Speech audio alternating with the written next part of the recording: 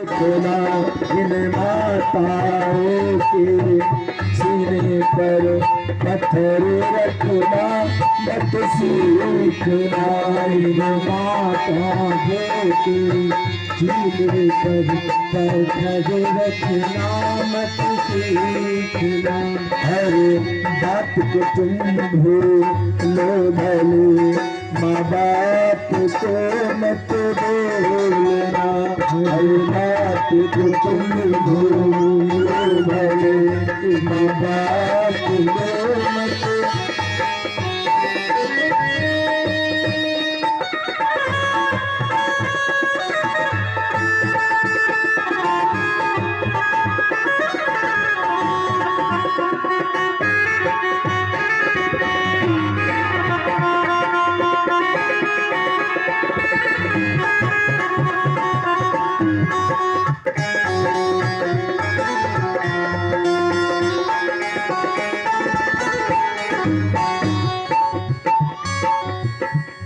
दुनिया में लाख पूजा, मंदिर में लाख मनाया।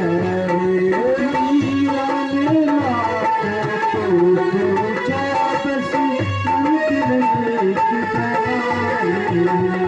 दुनिया में लाखों को पूजा, मंदिर में लाख मनाया। दुनिया में पूजा बस मंजिल एक बनाए हैं। इन माताओं के सीने पर, इन माताओं के सीने पर पत्थर रखना मत सीखना। इन माताओं के सीने पर पत्थर रखना मत सीखना। हर बात को तुम बोलो भले, माँ बाप को मत बोलना। हर बात को तुम भूलो भले, बात को मत। देखिए कि अगर सुबह होती है, रात होती है ना, तो रात में अगर माता सोई रहती है, रात में अगर बच्चे को भूख लगती है, तो अगर रात को खाना मांगता है तो माता उठ करके उसे भोजन पान कराती है। अगर आपके घर भोजन नहीं होता है तो पड़ोसी के यहाँ से मांग करके ला करके भोजन कराती है या नहीं कराती?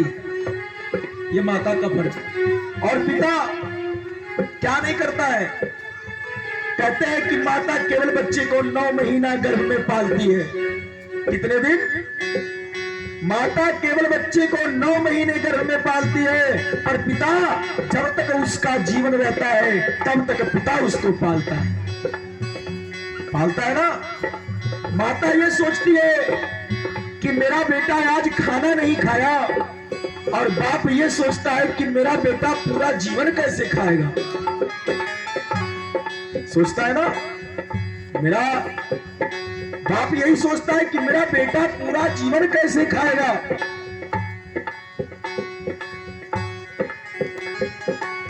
कि अगर बेटा रोता है, कि अगर पड़ोसी का बच्चा कुछ सामान खिलौने लिया है और अपना बच्चा रोता है, तो सुबह ला करके वो बाप उस बच्चे को वो खिलौना देता है, चाहे वो कर्ज ले। क्या करे? कर्ज ले। तो आज पंडित आत्मदेव जी महाराज पुत्र प्राप्ति का जब वरदान पाए तो बड़े प्रसन्न हुए। क्या किए? बड़े प्रसन्न हुए, और प्रसन्न होकर के फल लाए, और फल ला करके धुंधली देवी को दे दिए। धुंधली देवी को फल दे दिया। कहा, देवी इस फल को तुम खाओ, तुम गर्भवती हो जाओगी और हमारे घर सुंदर संतान की कामना हो, सुंदर पुत्र प्राप्ति होगा। हे देवी, इस फल को तुम ग्रहण करो। पंडित जी बेचारे फल दे करके चले गए, पर धुंधली माता को बड़ा कष्ट हो गया। धुंधली माता ने कहा कि सोच विचार करके मैं इस फल को खाऊं। उस फल को हाथ में लेकर के बैठी और मन में सोचने लगी कि अगर मैं इस फल को खा लूंगी तो मैं गर्भवती हो जाऊंगी। जब गर्भवती हो जाऊंगी तो गर्भ की पीड़ा बहुत असहनीय होती है, सहने योग्य नहीं होती गर्भ की पीड़ा, तो मैं तो तुरंत ही मर जाऊंगी, मैं तो तुरंत ही मर जाऊंगी। दूसरा, मुझे चिल्ले फिरने में दिक्कत होगी और मैं 10 घर टहलती हूं, मुझे कहां टहलने को मिलेगा, चटपटी सामान भी नहीं खाने को मिलेगी। सोचते सोचते बैठ करके वो रोने लगी, और जब रोने लगी तो इतने में उसकी एक सहेली थी, उस सहेली का आगमन हो गया। सहेली आई, बोली अरे सखी, अरे बहना तू इतना क्यों रोती है, क्या बात है। धुंधली ने रो रो कर सारी कथा बताई कि बहना मेरे पति एक फल ला करके दिए और बोले कि इस फल को तू खा ले, गर्भवती हो जाएगी, तो मुझे बड़ा कष्ट है कि गर्भ की पीड़ा बड़ी सहनीय है और मैं गर्भ की पीड़ा सही नहीं सही। सहेली ने कहा बस इतनी सी दुख के लिए तू इतना रोती है, मैं तुम्हें बताती हूं तुमको कि सुनो। देखिए भगवान की एक बहुत बड़ी कृपा होती है कि जिसके घर लाखों करोड़ों का रोज आमदनी होता है, आने का स्रोत होता है, उसके घर संतान होते ही नहीं है। एक हो जाए वो भी बड़ा भाग्य है कि नहीं है। और जिसके यहाँ खाने को नहीं, उसके यहाँ 5-5 बच्चे 6-6 बच्चे हो जाते होते हैं ना। तो सहेली गरीब थी, सहेली ने कहा तुम मुझे धन दो, मैं तुम्हें संतान दे दूंगी, क्योंकि 8वां गर्भ मेरे पेट में है, और जब 8वीं संतान पैदा होगा तो मैं तुम्हें दे दूंगी, और तुम पंडित जी से बता देना। पंडित जी क्या जाने गर्भ क्या होता है, पुरुष क्या जाने। सहेली ने ऐसा कहा, उन्होंने कहा ठीक है, धुंधली देवी ने कहा ठीक है। दोनों ने मिलजुल कर उस फल को ला करके गऊ को खिला दिया। किसको खिलाई? गऊ को खिला दी। और जब गऊ को फल को खिला दिया तो अब धीरे धीरे समय बीतने लगा। जब समय बीतने लगा तो एक दिन वही समय आया कि सहेली को पुत्र प्राप्ति हुआ।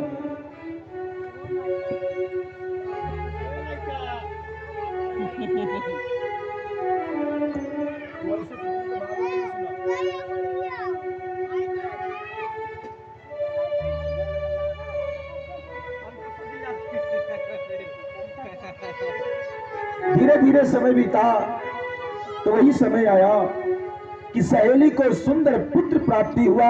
और जो पुत्र की प्राप्ति हुई, सहेली खिड़की के रास्ते आई और पंडिताइन को धुंधली देवी को दे दी।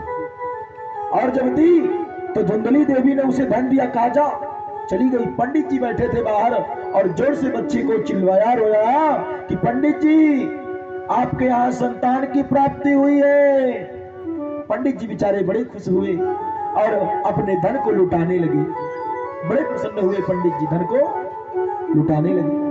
और जो फल दोनों ने मिलकर गऊ को खिलाया, उन्होंने कहा इस फल को गऊ को खिला दो, परीक्षण भी हो जाएगा। तो जो फल इन लोगों ने गऊ को खिलाया था, वो गऊ भी माता आज बड़े सुंदर बछड़े को जन्म दिया। दोनों कान गऊ के हैं और पूरा शरीर मनुष्य का। उनका नाम रखा गया गौकर्ण। बोले गौकर्ण महाराज की। और जब धुंधली देवी को संतान की प्राप्ति हुई तो पंडित जी ने कहा इसका नाम कर्ण संस्कार कराया जाए। क्या कराया जाए? नामकरण संस्कार कराया जाए, नाम रखा जाए। तो पंडित जी ने कहा कि मेरा नाम है आत्मदेव, तो मेरे बेटे का नाम हो परमात्मा देव। ये तो अच्छा रहेगा ना कि मेरा नाम है आत्मदेव तो मेरे बेटे का नाम परमात्मा देव होगा, तब ना अच्छा रहेगा। धुंधली देवी ने कहा वाह पंडित जी, 9 महीना गर्भ में मैं रखी, गर्भ की पीड़ा मैं सही, और आज नाम अपने नाम से रखोगे? नहीं, मेरा नाम है धुंधली देवी तो मेरे बेटे का नाम होगा धुंधकारी। क्या नाम होगा? मेरा नाम धुंधली देवी तो मेरे बेटे का नाम धुंधकारी होना चाहिए। पंडित जी ने कहा चलो संतान जिए जागे अपना चाहे जैसे रहे, नाम चाहे जो हो। तो नाम क्या पड़ा? धुंधकारी कि गौ कर्ण पंडितो ज्ञानी, धुंधकारी महाकला। कि जो गौ के पेट से जो उस फल का प्रभाव था वो ज्ञानी हुआ। क्या हुआ? ज्ञानी हुआ। जो फल का प्रभाव था वो ज्ञानी हुआ, वो गौकर्ण जी हुए। गौकर्ण पंडितो ज्ञानी, धुंधकारी महाखला।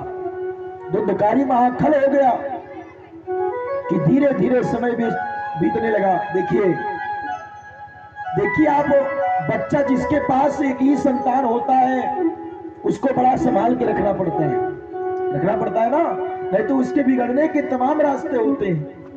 उस बच्चे को बड़ा सहेज की संभाल के रखना पड़ता है, वरना उसके बिगड़ने के हजारों रास्ते होते। पर कहते ना कि माता चाहे बेटे को जज बना दे, चाहे आईएएस पीसीएस रैंक के अधिकारी बना दे, चाहे बेटे को चोर बना दे, चाहे बेटे को डाकू बना दे, कौन बनाती है? माता। कौन बनाती है? माता ही बनाती है। धीरे धीरे धुंधकारी बढ़ता गया, और जब बढ़ता गया तो उसी प्रकार उसकी उद्दंडता भी बढ़ती गई। देखिए कहते हैं कि बच्चा जब पहले गोली खेलना सीखे तो समझना चाहिए कि मेरे बेटे की बिगड़ने की लत लगना आरंभ हुई। अरे आज गोली खेलेगा, कल ताश के पत्ती पकड़ेगा, उसके बाद बड़े बड़े क्लब में बैठेगा जहां जुआ होता है, तो कहां से धनी का तो खेले।